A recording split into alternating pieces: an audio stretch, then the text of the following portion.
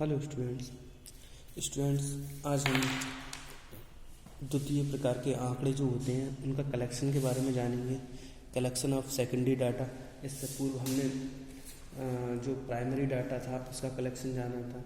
आपको मैं दोबारा रिवाइज करा देता हूँ कि जो डाटा प्राइमरी होता है वो मुख्य आंकड़े के रूप में या ओरिजिनल डाटा कहा जाता है, और सेकेंडरी डाटा हमारा जो होता है वो कहा जाए तो इस टाइप का आंकड़ा होता है जो दूसरे अपने रिसर्च के लिए प्रयोग करते हैं, बनाते हैं, और जिसका यूज मान लो किसी व्यक्ति ने कोई डाटा बनाया, उसका यूज कर लिया, उसके बाद जो डाटा बचा मतलब जो डाटा को हमने दोबारा यूज किया तो वो सेकेंडरी डाटा कहलाता है। हम कह सकते हैं जो आंकड़े दूसरे व्यक्ति द्वारा एकत्रित किए गए हैं जाते हैं और उनका यूज हम करते हैं या कोई दूसरा व्यक्ति करता है यूज किए हुए डाटे का, तो वो कैसे डाटा कहलाएगा, सेकेंडरी डाटा कहलाता है। द्वितीय आंकड़े वे आंकड़े होते हैं जो पहले से ही अन्य व्यक्ति या अन्य संस्था द्वारा एकत्रित किए जा चुके हैं और अनुसंधानकर्ता केवल उनका प्रयोग करता है, तो वो सेकेंडरी डाटा कहलाता है। कह सकते हैं data collect by other person are called secondary data. जब कोई व्यक्ति सेकंड पर्सन जो है डाटा का कलेक्शन करता है वो कैसे डाटा कहलाता है, सेकेंडरी डाटा कहलाता है। समझ में आ गई होगी डाटा क्या होता है। अब हम सेकेंडरी डाटा का कलेक्शन किस तरीके से करेंगे, तो आप लोगों को मैं बता दूं जो सेकेंडरी डाटा है वो 2 टाइप से कलेक्शन होता है। एक होता है हमारा कहा जाए पब्लिश्ड और दूसरा होता है अनपब्लिश्ड। पब्लिश डाटा वह डाटा होता है जो सरकार द्वारा मतलब किसी के द्वारा पब्लिश कर दिया जाए, यानी कि चाहे वो न्यूज़पेपर में हो, चाहे रिसर्च पेपर में हो, चाहे वो किसी आयोग द्वारा कमीशन की कोई रिपोर्ट हो, या कहा जाए हमारी जो कॉमर्शियल कंपनीज हैं उनका कोई डाटा हो। इस टाइप के जो डाटा होते हैं उनको हम क्या करते हैं, जब वो पब्लिश्ड हो जाते हैं, चाहे वो नेट पर, चाहे न्यूज़पेपर में, चाहे पत्रिकाओं में, या फिर व्यापारिक संघ के कोई भी पब्लिशर हैं, ट्रेड एसोसिएशन है उनमें, या किसी कमेटी की रिपोर्ट हो, उनके द्वारा जो डाटा पब्लिश्ड हो जाते हैं उन्हें पब्लिश डाटा कहते हैं। और अनपब्लिश डाटा उन डाटा को कहते हैं द्वितीय आंकड़े के जिनका स्रोत जो होता है डाटा बनाया किसी व्यक्ति ने और उसे पब्लिश नहीं कराया और फिर भी हम यूज करने के लिए दूसरे व्यक्ति को दे दिया, तो वो इस तरह के डाटा कहलाते हैं, अनपब्लिश डाटा कहलाते हैं। जैसे मान लीजिए एक अनपब्लिश डाटा का मैं एग्जांपल देना चाहूँगा कि एक व्यक्ति, जैसा मान लीजिए आप स्टूडेंट्स हैं, आपके यहाँ कितने स्टूडेंट्स पढ़ते हैं, आप सबने कहा कि आपके यहाँ स्टूडेंट्स कितने पढ़ते हैं, तो उन्होंने कहा सर हमारे यहाँ बीएड में 100 स्टूडेंट्स हैं। तो अब जी 100 स्टूडेंट एक तरीके का डाटा ही तो है, अब ये हमारा पब्लिश्ड नहीं हुआ। अब इसका प्रयोग आपने किसी रिसर्च में कर लिया, जैसे आपको जो आपके टीचर्स होते हैं जब आपने बीएड फर्स्ट ईयर में साइकोलॉजिकल टेस्ट करे होंगे तो आपको किसी न किसी डाटा की ज़रूरत पड़ी होगी, उनका यूज कर लिया। अब वह आंकड़े आपने पब्लिश थोड़ी ना कराए, आपकी जो कॉपी है या आपने जो भी रिपोर्ट तैयार करी अनपब्लिश डाटा की, उसका प्रयोग कोई तुम्हारा, आप सेकेंड ईयर में आ गए हैं, अब फर्स्ट ईयर में जो डाटा आपने कलेक्शन किया साइकोलॉजिकल रिपोर्ट में और उसका यूज कोई आपका जूनियर कर रहा है, तो वो किस तरीके का डाटा कहलाएगा, अनपब्लिश्ड डाटा कहलाएगा। क्लियर। अब हम देख लेते हैं पब्लिश डाटा में कौन कौन से टाइप्स आते हैं और अनपब्लिश्ड में कौन कौन से टाइप्स आते हैं। तो हम पहली बार देखेंगे सरकारी प्रकाशन यानी गवर्नमेंट पब्लिकेशन जो होता है उस टाइप के जो डाटा होता है वह डाटा हमारा क्या कहलाएगा, गवर्नमेंट द्वारा पब्लिकेशन का डाटा कहलाएगा। क्लियर। तो इसमें क्या होता है, भारत में केंद्र सरकार और राज्य सरकार 2 तरीके की सरकारें चलती हैं। आपको पता है भारत का जो लोकतंत्र है वो 2 तरीके से करता है, राजतंत्र और मतलब जो गवर्नमेंट होती है उसमें कई सारे विभाग, मंत्रालय वगैरह वगैरह होते हैं। तो ये काफ़ी आंकड़े होते हैं, इनके आंकड़े होते हैं। तो ये क्या करते हैं, जैसे मान लीजिए उत्तर प्रदेश में कृषि विभाग है, तो वो कहेगा कि भाई हमने इस साल इतने ट्यूबवेल लगवाए, इतनी नहरें लगवाई या इतने ये, तो ये क्या हो गया सरकार। और केंद्र सरकार के भी इस तरीके के मंत्रालय होते हैं, जैसे फाइनेंस मिनिस्ट्री होती है जिसमें वो कहता है कि हमने उत्तर प्रदेश को इतने रुपए दिए, उत्तराखंड को इतने रुपए दिए। तो इस टाइप के जो मंत्रालय होते हैं वो अपनी रिपोर्ट प्रस्तुत करते हैं। तो जो गवर्नमेंट के आंकड़े प्रकाशन होते हैं वो गवर्नमेंट पब्लिकेशन में कहलाते हैं। इनके और भी मुख्य उदाहरण हो सकते हैं, जैसे स्टैटिकल लेबर मतलब सेंट्रल CSI जो मतलब एक CSI संस्था है, वो स्टैटिकल संस्था है, सेंट्रल स्टैटिकल रिसर्च सेंटर है। उसमें क्या होता है, हमारे बहुत सारे आंकड़े प्रकाशित होते हैं। लेबर है, रिजर्व बैंक ऑफ इंडिया है, या बहुत सारी बैंक्स हैं। इन लोगों के जो प्रकाशित आंकड़े होते हैं वो क्या कहलाते हैं, हमारे गवर्नमेंट पब्लिकेशन के आंकड़े कहलाते हैं। क्लियर। अब नंबर 2 पर बात करें, अर्ध सरकारी प्रकाशन। अर्ध सरकारी प्रकाशन कौन से होते हैं?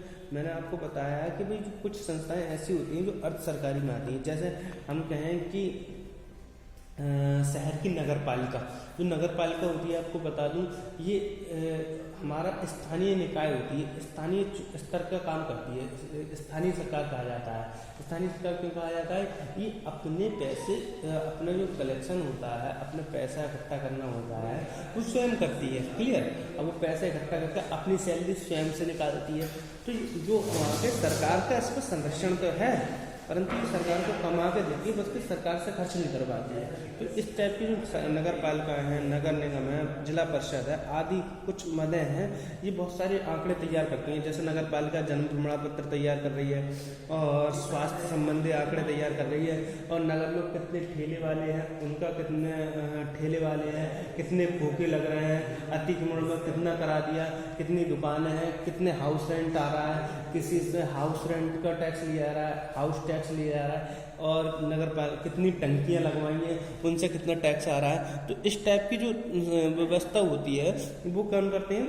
अर्ध सरकारी प्रकाशन यानी सेमी गवर्नमेंट पब्लिकेशन कहलाते हैं। समझ में आ गई होगी बात। तो इस टाइप की जो वो विचारधारा है, तरीका है, वो सेमी गवर्नमेंट पब्लिकेशन में आते हैं। समझ में आ गए होंगे।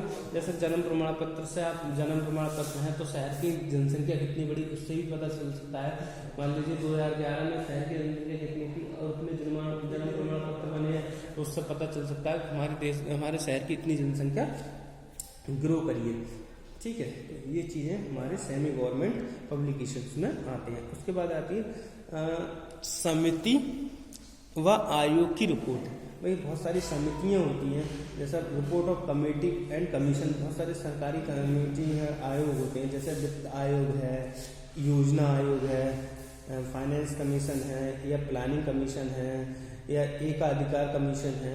तो इस टाइप के जो कमीशन होते हैं, जैसा अभी आप लोग देखते हो किसी की रिपोर्ट होती है, जैसा अभी कह रहे हैं, अभी कहा जाए तो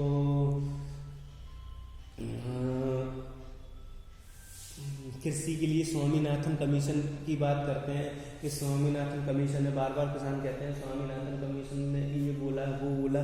तो ये क्या है? हमारे रिपोर्ट है, ये आयोग है, इन्होंने अपनी अपनी रिपोर्ट बनाई। किसानों का सुधार इस तरीके से हो सकता है, किसान इस तरीके से आगे बढ़ सकते हैं, उनके जो चीज़ें हैं उन्हें इससे मिनिमम सपोर्ट प्राइस मिले हैं, यानी कि MSP पर वस्तुएं खरीदी जाए। तो वो रिपोर्ट जो बनाते हैं वो क्या होते हैं? आप लोगों ने सुना होगा कि अभी आप जब न्यूज़ देख रहे होंगे तो आपको कह रहे होंगे कि सरकार ने मिनिमम सपोर्ट प्राइस रखा है, यानी कि इससे कम पर मतलब लोगों की खरीदारी नहीं होगी। परंतु ये जो support price, minimum support price जो है, मगर फिर भी वो कहते हैं, आंकड़ों के अनुसार सरकार भी मानती है कि केवल जो मिनिमम सपोर्ट प्राइस पर खरीदारी होती है वो केवल 6% होती है। तो इस तरीके के जो आंकड़े होते हैं वो किस में आते हैं? वो आपके आते हैं रिपोर्ट कमेटी एंड कमीशन में। ठीक है। अब नंबर 4 आ जाता है व्यापारिक संघों के प्रकाशन। व्यापारिक संघों के प्रकाशन मतलब पब्लिकेशन ऑफ ट्रेड एसोसिएशन। भाई बहुत सारे बड़े बड़े ट्रेड एसोसिएशन होते हैं। आप लोगों ने सुना होगा कि भाई व्यापार के लिए क्या होता है, शुगर मिल्स एसोसिएशन है, यानी कि चीनी मिल संघ।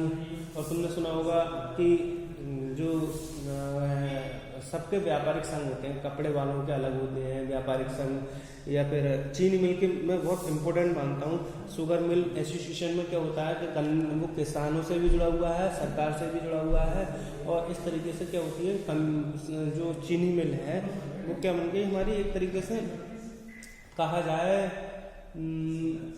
एक एसोसिएशन बन गई। भाई कितने रुपए का गन्ना खरीदारी हुई, आप लोग कहते हैं कि सरकार से किसान कहते हैं कि गन्ना चीनी मिल गन्ना नहीं खरीद रही है, तो गन्ना नहीं खरीद रही है, गन्ना खरीद रही है तो पेमेंट नहीं कर रहे हैं। तो इस तरीके की क्या होती है, तो चीनी मिल्स जो होती हैं अपने कारखाने का पूरा प्रोडक्शन पूरे आंकड़े बताती है कि हमने इस साल इतना गन्ना खरीदा और इतने रुपए हमने पेमेंट कर चुके हैं। तो इस तरीके की जो पब्लिकेशन होती हैं वो ट्रेड एसोसिएशन कहलाती है। क्लियर। उसके बाद आ जाती है हमारा अनुसंधान संस्थाओं का प्रकाशन, पब्लिकेशन ऑफ रिसर्च इंस्टीट्यूट। भाई अनुसंधान की भी जो होती हैं वो उनकी रिसर्च होती हैं। अनुसंधान में कौन कौन सी रिसर्च आती हैं, भाई आप लोगों ने देखा होगा जैसे रिसर्च स्कॉलर होते हैं जो पीएचडी करते हैं, रिसर्च स्कॉलर होते हैं, चाहे वो संस्थाएं, जिसमें तो पीएचडी वाले छात्र सुनेंगे, बहुत सारी संस्थाएं भी होती हैं जो क्या करती हैं, रिसर्च करती हैं। जैसे इंडियन स्टैटिस्टिकल इंस्टीट्यूट, भारतीय सांख्यिकी संस्थान, व्यवहारिक आर्थिक शोध की राष्ट्रीय परिषद, national council of applied economic research, या बहुत सारी संस्थाएं होती हैं वो क्या करती हैं, रिसर्च अपनी जो क्या करते हैं, रोजगार के आंकड़े प्रस्तुत कर रहे हैं, फाइनेंस के आंकड़े प्रस्तुत कर रहे हैं। तो इस तरीके की जो रिसर्च सेंटर होते हैं वो बताते हैं। जैसे अभी हमारे देश की जीडीपी कम जा रही है, तो जो हमारे देश की इकोनॉमिकल रिसर्च सेंटर हैं वो दावा कर रहे हैं कि आने वाले समय में हमारा जो देश है बहुत जल्दी जीडीपी का ग्रोथ कर पाएगा। तो किससे करना है, एक रिसर्च के अकॉर्डिंग तो कर रहे हैं। तो इस टाइप की जो रिसर्च होती है वो पब्लिकेशन ऑफ रिसर्च इंस्टीट्यूट वाली रिसर्च कहलाती है। उसके बाद आ जाती है पत्रिकाएं में। आप लोगों ने देखा होगा कॉमर्स की पत्रिकाएं निकलती हैं और योजना आयोग की पत्रिकाएं निकलती हैं। उसमें जो आंकड़े प्रकाशित होते हैं उन्हें जर्नल्स एवं जर्नल्स पेपर वाली रिसर्च कहा जाता है। उसके बाद आती है राष्ट्रीय प्रकाशन। राष्ट्रीय प्रकाशन जैसे हमारी IMF है, अंतर्राष्ट्रीय मुद्रा कोष है, ILO है, यानी अंतर्राष्ट्रीय श्रम संघ है, इनके जो आंकड़े प्रकाशित होते हैं कि देश में इतना ये हो रहा है, इतना मतलब इतने लोग कहा जाए रोजगार युक्त है, इतने लोग रोजगार युक्त नहीं है। तो ये चीज़ें आती हैं, तो समझ में आ गई होगी आपकी। हैं उसके बाद हम आगे बढ़ते हैं। IMF हो गया। उसके बाद हम करते हैं अप्रकाशित आंकड़ों की। अप्रकाशित आंकड़े मैंने आपको बता रखे हैं कि अप्रकाशित आंकड़े जैसे विद्यालय है, विश्वविद्यालय है, सरकार है, इनने कोई रिसर्च करी मगर इनके आंकड़े प्रकाशित नहीं किए, फिर भी इनके जो आंकड़े हैं दूसरे व्यक्ति ने यूज कर लिए, तो अनपब्लिश्ड रिसोर्स कहलाते हैं। Thank you very much.